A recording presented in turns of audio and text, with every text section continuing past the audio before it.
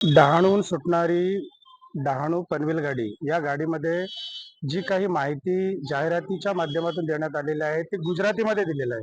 तर हे एक मराठी भाषक म्हणून बिलकुल मला आवडलेलं नाही.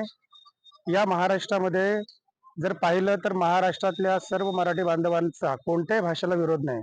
मग ती भाषा गुजराती असो किंवा अन्य कोणतीही भाषा.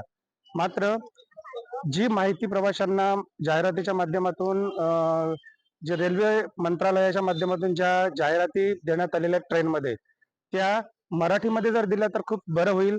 आणि हीच सर्वसामान्य प्रवाशांची भावना आहे आणि त्याचा केंद्र सरकारने विचार करावा.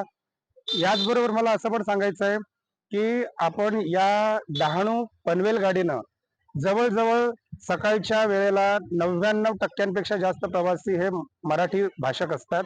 आणि त्यामुळे जर माहिती गुजरातीमध्ये दिली तर मराठी भाषकांना ती माहिती न कळता नेमकी माहिती कशाबद्दल आहे याबद्दल संभ्रम मराठी भाषकांच्या मनामध्ये असतो.